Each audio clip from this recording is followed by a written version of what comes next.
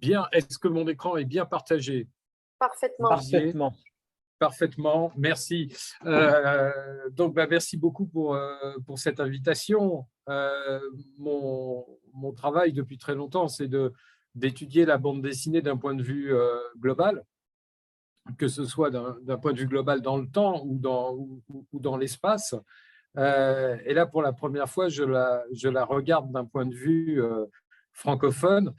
Et j'ai essayé d'être le plus francophone possible et non français, comme certains parfois ont tendance à globaliser justement sur cette question. Alors, voilà, alors ça tombe de manière assez étrange, c'est un heureux hasard qui fait qu'il y a un mois, au Festival d'Angoulême, qui est un des épicentres de la bande dessinée dans le monde, on est consacré une autrice francophone, mais francophone canadienne, Julie Doucet, qui elle-même, bien qu'étant ayant le français pour langue maternelle, s'est d'abord exprimée en bande dessinée en anglais avec Dirty Plot. Et donc, est obtenu un rayonnement mondial en jonglant entre les deux langues, entre l'anglais et le français. De mon côté, pour en revenir à mes bases, je suis un enfant d'Astérix et Obélix. Je suis né en 1965. Vous voyez ici mon père qui, dès mes premiers souvenirs, s'esclave de rire en lisant les histoires du fameux Petit Gaulois. Et je suis né en 1965, c'est-à-dire c'est l'année où Astérix est réellement sur orbite. C'est-à-dire que le premier satellite français est lancé et il s'appelle déjà Astérix. Donc, s'étant déjà imposé auprès du public hexagonal, il va s'imposer dans différentes parties du monde. C'est probablement Astérix et Obélix qui m'ont poussé à apprendre à lire, qui m'ont poussé à découvrir le monde et en partie à devenir critique de bande dessinée il y a maintenant 25 ans. Et tout de suite, en me posant la question, mais puisque nous, Français, nous nous reconnaissons en Astérix, puisque les gens en dehors de France reconnaissent les Français en Astérix, les Français et les Françaises, une grande partie de la culture française, on peut parler d'un véritable ambassadeur nous concernant. Et donc, de par le monde, quels sont les autres Astérix et quels sont les autres ambassadeurs de papier de leur propre culture, de leur propre population. Donc, j'ai découvert, par exemple, ce personnage, Monica, qui est un personnage brésilien par Mauricio de Souza. Je suis désolé si je prononce très mal, mais qui est probablement le personnage grâce à qui, la bande dessinée, grâce à qui la plupart des Brésiliens aujourd'hui, ceux qui ont moins de 60 ans, ont appris à lire. Et c'est un véritable phénomène dans ce pays, voire dans tout le monde lusinophone. En Finlande, il y a ce personnage de Vivier Wagner, ce couple anthropomorphe qui est là aussi lu par quasiment toute la population finlandaise, et pas uniquement en livre, mais également par le biais de strips quotidiens. On va aux Philippines avec Darna, qui est en fait l'équivalent de Superman dans cet archipel.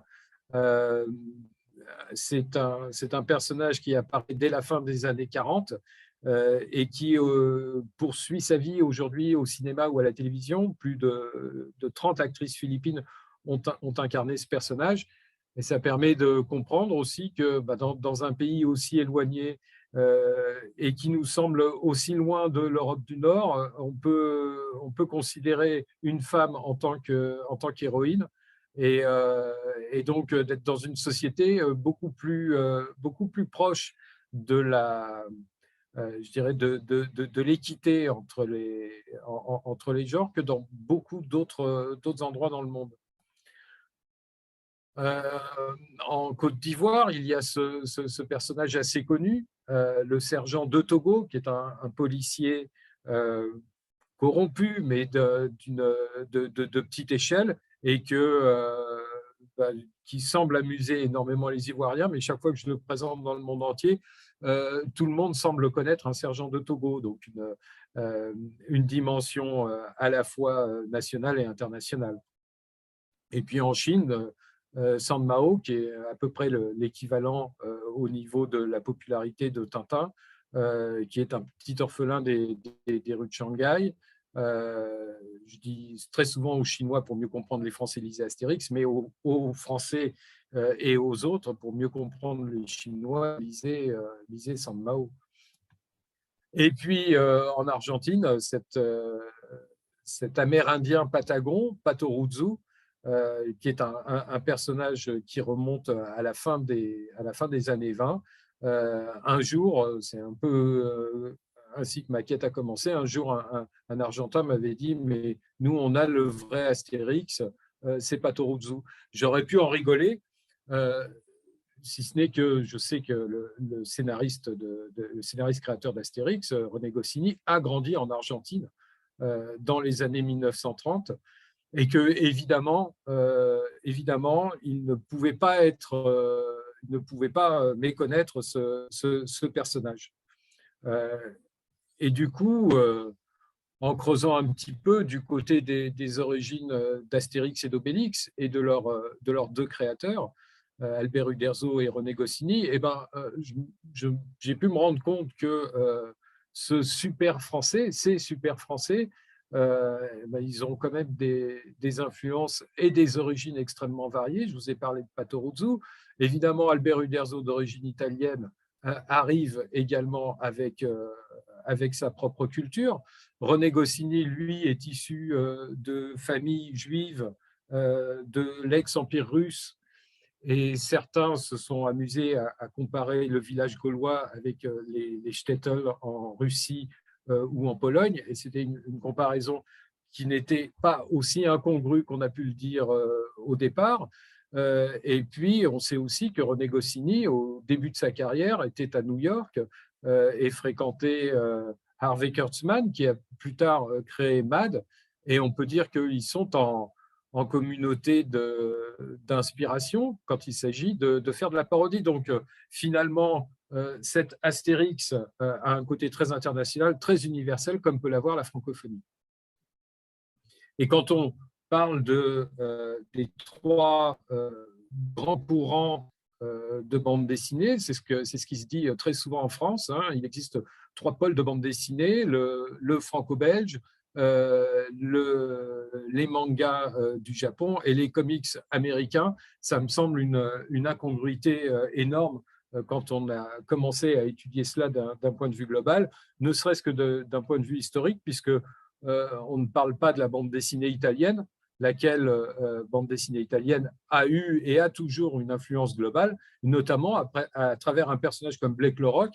Dès qu'on va en Afrique francophone, quand on dit bande dessinée, très souvent on ne parle ni de Tintin, ni d'Astérix, ni de Naruto, mais on parle de ce personnage qui se présente en tant qu'Américain luttant pour l'indépendance, qui dans les années 60 en Afrique voulait bien dire quelque chose, et qui lui-même est un personnage créé en Italie et repris après par des artistes, qu'ils soient yougoslaves, français ou un peu de partout dans le monde.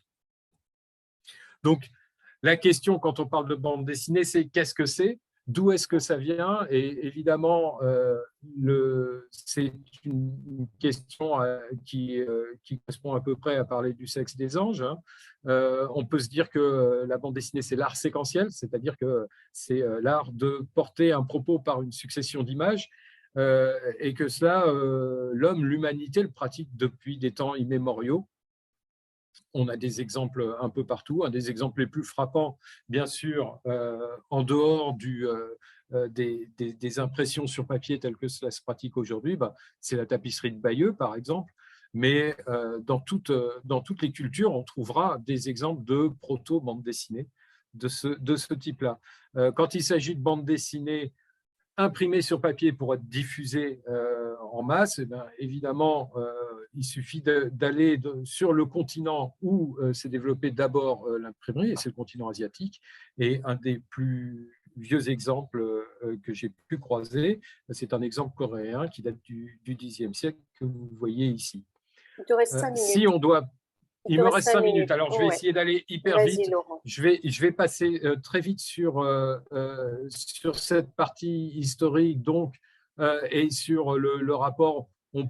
Certains vont donner l'histoire de la bande dessinée sur papier avec le Suisse Rodolphe Töpfer, que la plupart d'entre vous connaissent probablement, mais on peut dire que la première fois que la francophonie s'est mêlée de la bande dessinée telle qu'on peut la concevoir aujourd'hui, c'est-à-dire avec des bulles et avec un système de publication récurrent, eh bien, ça se passe au Québec avec les aventures de Timothée par Albéric Bourgeois pour la presse quotidienne, qu'il a fallu attendre en Europe l'arrivée des comics américains, mais des comic strips, pour cette création, et par Zygépus d'Alain Saint-Augan, et que à ce moment-là, on développe en Europe le format album. Et le format album cartonné, qui bien sûr va prendre de l'essor avec Tintin, et qui va apporter quelque chose d'assez spécifique, c'est-à-dire des livres que l'on conserve et qui passent d'une génération à l'autre. Et ce phénomène-là, il arrivera aux États-Unis à partir de la fin des années 70 avec la création de ce qu'on appelle le roman graphique. Et le roman graphique est créé d'abord à la fin des années 70 par Will Eisner et va prendre beaucoup plus d'importance lors de la publication de Maus par Art Spiegelman dans les années 80. Mais la francophonie, elle-même déjà habituée à publier de la bande dessinée en livre, ne va pas être étrangère à ce mouvement, et ça va même prendre beaucoup plus d'importance. Vous voyez les deux exemples les plus connus aujourd'hui à travers le monde, de Persépolis par Marjane Satrapi, venu d'Iran, ou L'Arabe du futur de Riyad Sattouf, avec des origines extrêmement variées, Syrie, Bretagne, éventuellement Libye aussi. Que la francophonie a servi justement une espèce d'universalité du roman graphique. Donc, on a l'exemple de Li Kunwu chinois qui, en 2005, va rencontrer un éditeur belge lors d'un événement sur la bande dessinée francophone à Pékin et qui va publier en une quinzaine de langues Une vie chinoise, donc son ouvrage autobiographique, et qui sera suivi par d'autres ouvrages. Dans l'actualité tout à fait récente, Marcelo Quintanilla, brésilien vivant en Espagne, a remporté le prix le Fauve d'or au Festival d'Angoulême en étant publié directement par un éditeur français, ça et là. On peut parler aussi de Kamsuk Gendry-Kim, qui actuellement a une audience mondiale à partir de bandes dessinées, pas forcément autobiographiques, mais pour exposer l'histoire de la Corée à travers les mauvaises herbes sur ce qu'on appelle les femmes de réconfort, c'est-à-dire les esclaves sexuels pendant la Seconde Guerre mondiale de l'armée impériale japonaise, ou avec l'attente sur la séparation des familles lors de la guerre civile coréenne entre le Nord et le Sud. Kamsuk Gendry-Kim, en fait, a étudié la bande dessinée en France. Elle y a habité pendant quasiment 2 décennies. Et aujourd'hui, son audience est beaucoup plus importante dans des pays comme le Brésil ou les États-Unis que dans les pays francophones. On peut parler aussi de Michel Kiszka, qui est un des dessinateurs de presse les plus importants en Israël, mais qui a formé toute une génération d'auteurs de romans graphiques israéliens, notamment Rutu Modan ou Asaf Hanouka, alors que lui-même est né en Belgique. Et dans Rutu Modan, qui est probablement l'autrice israélienne la plus publiée dans le monde, on sent bien l'influence belge qu'a pu insuffler Michel Kishka, qui a été son professeur de bande dessinée. Il te reste une petite minute, Laurent. C'est déchirant de le dire. Alors, une petite minute, le rôle des libraires dans tout ça, ils ont un rôle extrêmement important. Et je donne comme exemple l'exemple de Nikolai Maslov, donc auteur russe qui cherchait à faire publier ses bandes dessinées et qui finalement a réussi à le faire en poussant la porte d'une librairie à Moscou qui venait de publier Astérix en russe, justement. On peut parler des festivals, et notamment d'un festival extraordinaire pendant quelques années qui avait des moyens, je crois, difficiles à concurrencer ailleurs. Donc, c'était le Festival de la bande dessinée d'Alger. C'est là où j'ai pu rencontrer Joël pour la première fois. C'est là où j'ai pu découvrir pour la première fois Fatma au parapluie que Gabriella publie aujourd'hui en français. Et ce sont des instants extrêmement importants.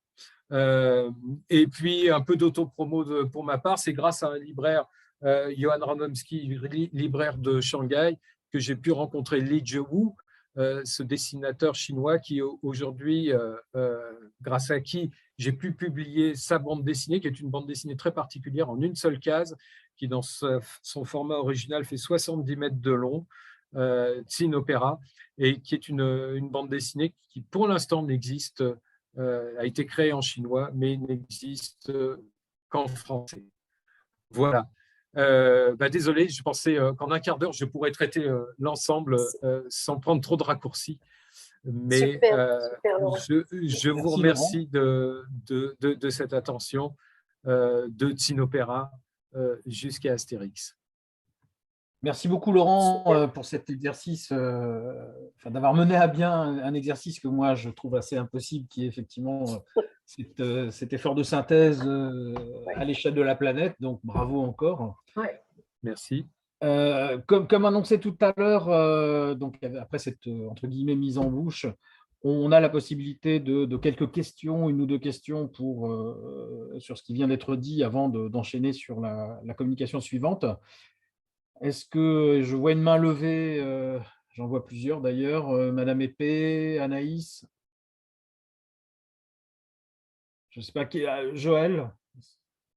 Oui, en fait, je suis très impressionnée par le travail de restitution de Laurent, et je veux juste être sûre d'avoir bien compris qu'on pourra avoir ton fichier après.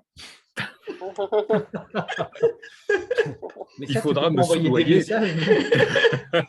Non, mais d'accord, c'est pas pour exploitation. On est bien d'accord que tout ce qu'on est en train de faire, ça va rester en circuit, en vase relativement clos quand même. Donc, c'est pas pour exploitation intérieure, c'est pour ça son enrichissement personnel. Il y a des choses dans ce que tu as dit dont je me souvenais, des choses que j'ai apprises à l'école puisque j'ai fait Saint-Luc, mais tu allais tellement plus loin que tout ce que je pensais savoir de ma vie.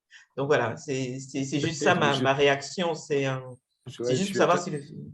Je suis à ta disposition, à la disposition de tout le monde, mais particulièrement de toi quand même, on se connaît depuis maintenant. Bon, enfin. Voilà, j'ai pu retrouver quand même le moment de notre première rencontre, j'en étais très ému. Oui, les amis, on va peut-être revenir au fil de notre. Non, mais en fait, ça veut dire que c'est aussi disponible pour tout le monde. Grâce à moi. Hein.